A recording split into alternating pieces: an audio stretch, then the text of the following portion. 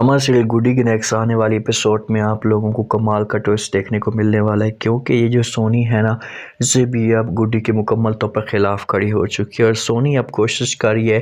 कि किसी भी तरह से गुडी ये घर छोड़कर चली जाए, क्योंकि गुडी के सामने सोनी की सारी असलियत खुलकर आ जाती है। उसे इस बात का पता चल जाता है कि भाई सोनी अब ये अपनी स्टडी के ऊपर तवज्जो नहीं दे रही, ये तो अपनी ज़िंदगी बर्बाद कर रही है। तो गुडी जब ये माहौल देखती है तो पहले सोनी को समझाने की कोशिश करती है, लेकिन आगे से जो सोनी होती है इसे इनकार कर देती है गुडी को और कहती है कि आप ऐसा की बातें मत कहती कि ख़बरदार, अब अगर तुमने ऐसा की कोई भी बात की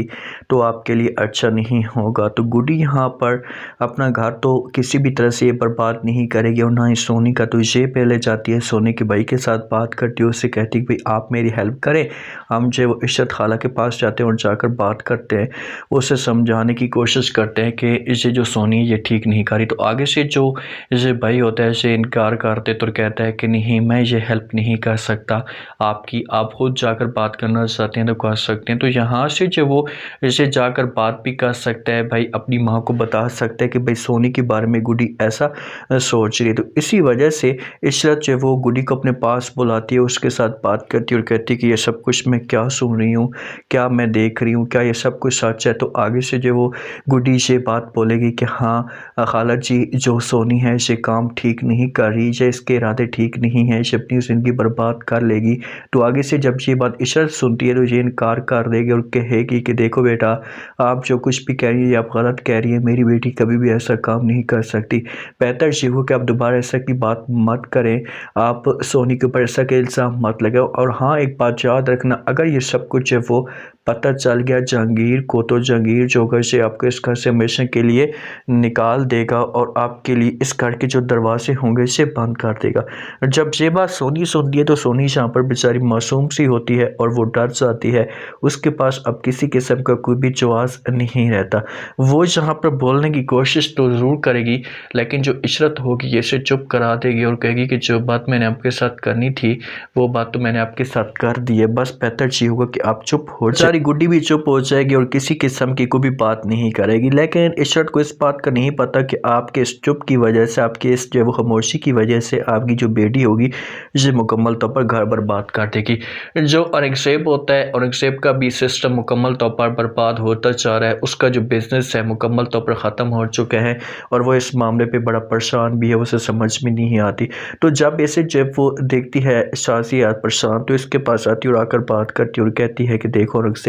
मुझे इस बात का पता है कि आप इस वक्त उदास हैं, इस वक्त परेशान हैं, लेकिन मेरे पास एक प्लान है। तो आगे से जब ये बात औरंगज़ेब सुनेगा तो इससे पूछने की कोशिश करेगा कि भाई कौन सा प्लान है, आप मुझे खुलकर बताएं, बात क्या करना चाहती है।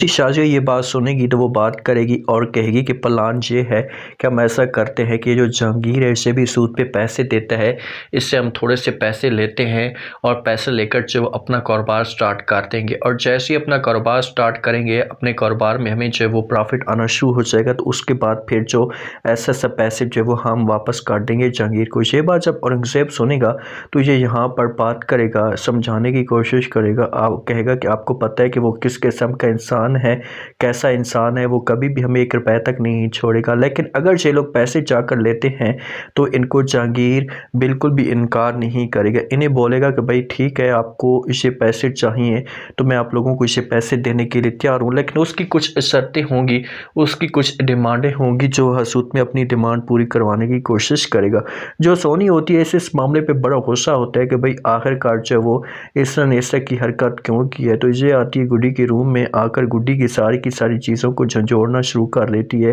हर चीज़ को तोड़ती है, फोड़ती है, कपड़ों को उठाती है, अलमारी के अंदर जाती है, गुड्डी को भी जाकर उठाकर फेंक देती है जो स्वीटी होती है। और यहाँ से जब जाने लगती है तो जो दरवाज़ा होता है इसे बंद होता है और फ़ौरन जो है वो यहाँ पर सोनी के माथे पे लगता है। तो यहाँ पर सोनी को चोटें भी आ सकती हैं, इसे अच्छे तरीके से ज़ख्मी भी हो सकती है, फिर भी इसके सामने किसी किस्म की कोई भी असलियत फ़िलहाल खुलकर नहीं आएगी। लेकिन ऐसा सोनी को भी इस मामले पे जो है वो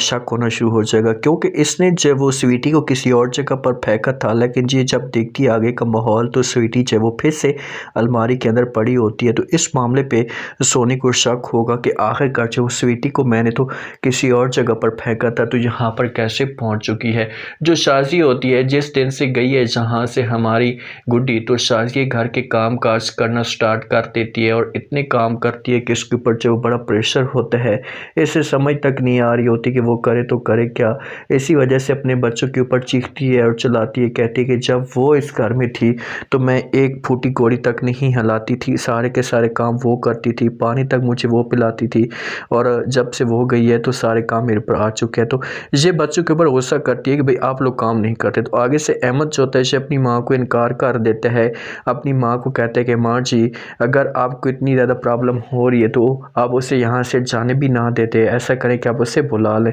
तो शाजी इस मामले पे बड़ी परेशान होगी कि भाई मेरे बेटे इसके मेरे सामने से की बात क्यों करे। ये अब शाजी इतनी मजबूर हो जाएगी कि ये औरंगज़ेब के साथ बात एक दफ़ा ज़रूर करेगी, उसको समझाएगी कि भाई आप किसी भी तरह से जाकर बात करें, समझाने की कोशिश करें और गुड्डी को दोबारा आप इस घर में लेकर आ जाए। क्या गुड्डी इनके पास रहने के लिए जो वो आ जाएगी?